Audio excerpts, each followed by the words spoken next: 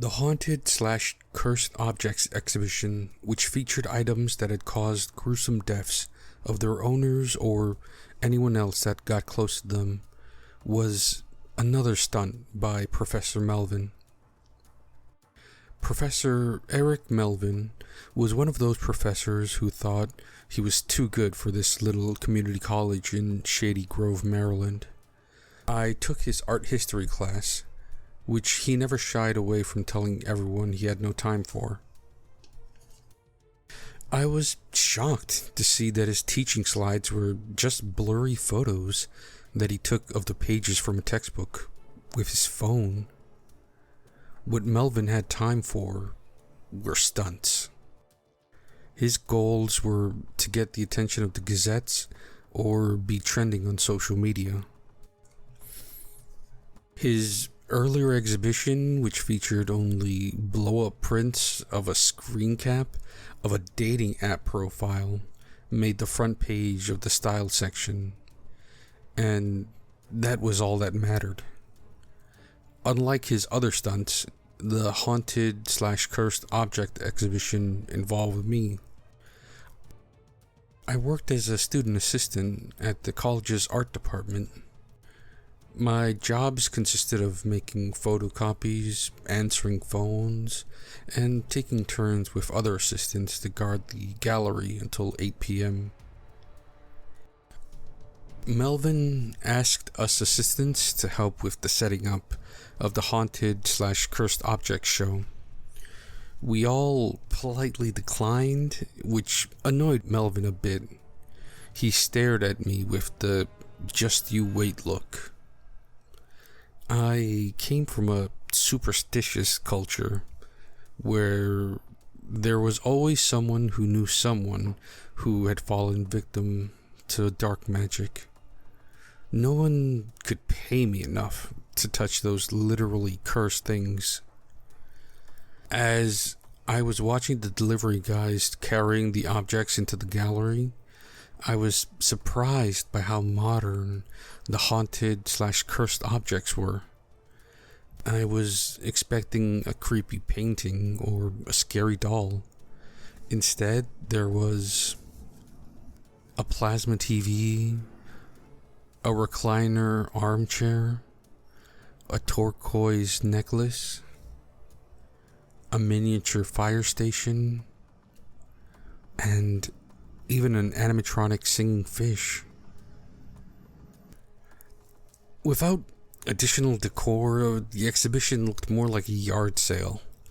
The owner of the objects had a list of rules, but Melvin never bothered to look at it. He handed me a still-sealed envelope. I read the rules aloud so that Melvin, my supervisor, and other student assistants could hear them too. Dear Professor Melvin, thank you for taking an interest in my collection. All of these objects have caused numerous misfortunes and deaths in the past. It is my sincere wish to not add any more tragedy to the collection's history. Please follow these rules carefully, and may your show conclude without incident. Rule 1. Never be in the same room with any of these objects when the lights are off. Rule 2. Do not allow pregnant women anywhere near the haunted/cursed objects. Rule 3. The cursed pieces of jewelry have the power to entice people to wear them. Please make sure you have a system in place where people won't be able to touch them. Rule 4. Do not connect any device to the TV. Rule 5. Do not change the channel on the TV. If you or someone else did, you must change the channel back to channel 33. Rule 6.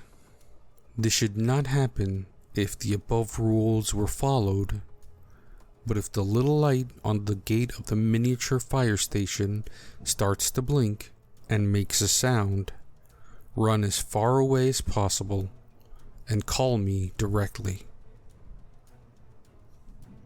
Melvin scoffed and said, "If the exhibition ends without incident, where's the fun in that?" Melvin then turned to me, hoping to get a reaction. I was taken aback. What was that supposed to mean? Did he just say he wanted something bad to happen? What are you planning, Melvin? The letter continued.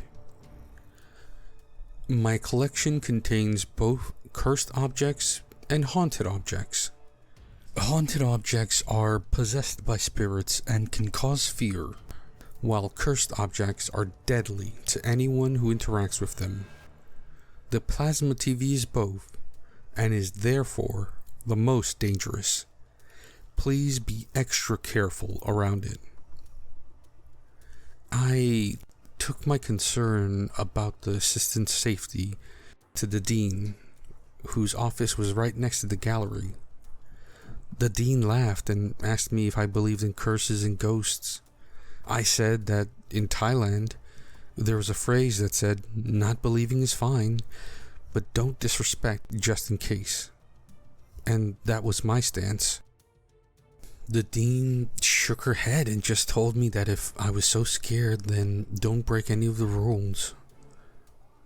For the first time working there, I felt less like a student talking to a well-meaning professor, and more like an employee whose concern was being brushed off by an apathetic employer. The first night with the haunted/cursed objects inside the gallery, I was guarding them with another student assistant. We behaved just like any other night, as we just sat in the mailroom and watched YouTubers play Dead by Daylight. We could see what was going on in the gallery next door through the CCTV monitor. At 7:30, both of us heard a very loud thud coming from the gallery. I didn't see anything abnormal on the CCTV, so the other assistant and I both walked over to the gallery to check. We both saw a squirrel with its neck broken, lying dead in front of the plasma TV. I didn't know how it got inside. That was enough for me to creep me out and want to call it a night, even if it was a bit early. Something I hadn't thought about until then was that I had to turn off the lights, but the switches were at the far end of the gallery. I would have to walk out of the gallery in the dark, breaking rule number 1. To avoid breaking the rule, I told the other student assistant to keep the door open and light the room up a bit with her phone's flashlight. It was a good thing that we both came from a culture that believed in curses and hauntings, so I didn't have to work too hard to convince her. I shut off all the lights and ran out. The other student assistant asked me what I would do the next night when I would have to guard the gallery alone. I told her I would probably just leave the gallery's lights on for one night. I got to the mailroom the next day at around 10 a.m. and there was a commotion. One of the haunted/cursed objects, a turquoise necklace, was missing. I asked my supervisor bluntly if it was our fault, but one of the professors said he saw it early that morning, which meant that it wasn't stolen overnight. Since that had nothing to do with me, I just went to class. In the evening, it was time for me to guard the gallery alone, and I started the night by just watching people play Dead by Daylight to pass the time. In between one of the matches, I looked over at the CCTV monitor and saw a lanky man in ragged clothing staring at the plasma TV. Normally, A strange person walking into a gallery would not be a cause for concern. I mean, that was the point of having an exhibition. But two things made me run to the gallery. One, I could see that the man had a flickering glow on his face, which meant that the TV was turned on. The TV wasn't supposed to be plugged in and turned on until the official opening ceremony on Friday. And two, he was changing the channel. The man did not notice me, despite me asking him repeatedly to step away from the TV so that I could switch it off. I considered just pulling the plug, but the man looked scary. What if the moment I unplugged the TV, he decided to jump me? The man kept staring at the plasma TV with his mouth slightly opened, seemingly in a trance.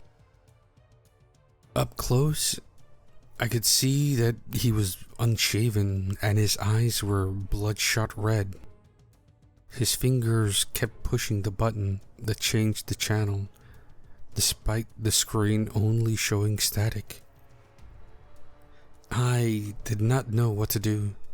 The man technically wasn't doing anything wrong, since we didn't announce the rules to the public. There wasn't any sign that said don't touch the TV and don't change the channel.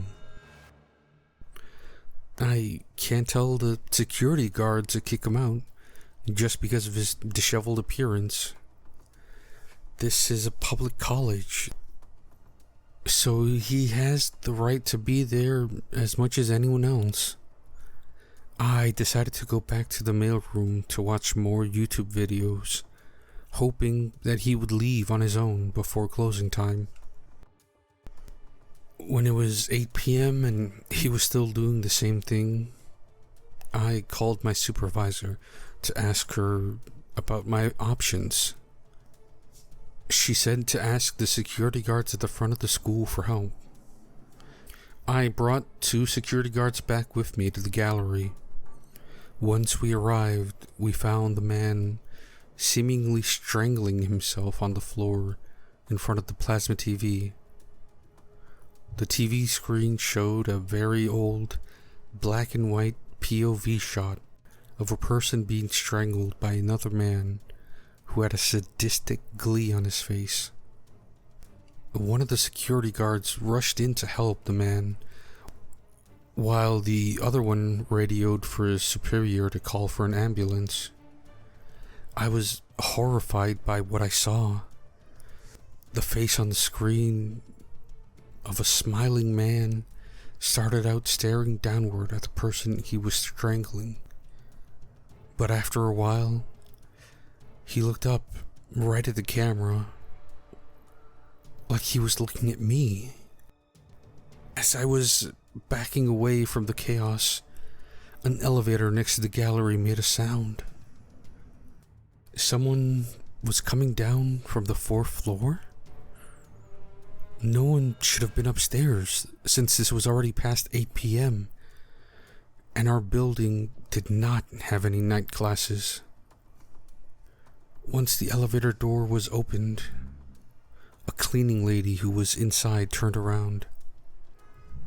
Her eyes were gouged out, and there was blood all over.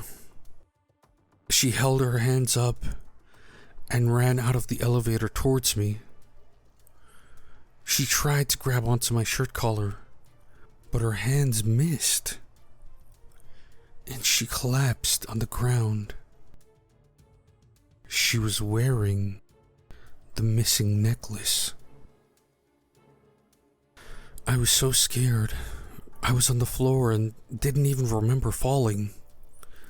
The security guards, who looked shocked and traumatized themselves, told me that I didn't have to wait for the paramedics with them, and so I just bolted home.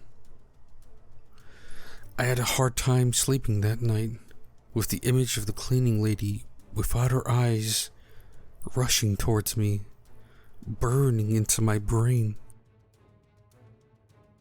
I decided to go back to the college the next day to rip everyone a new one. The dean, my supervisor, and especially Melvin for allowing this to happen. I also just wanted to get some updates on the cleaning lady and the man.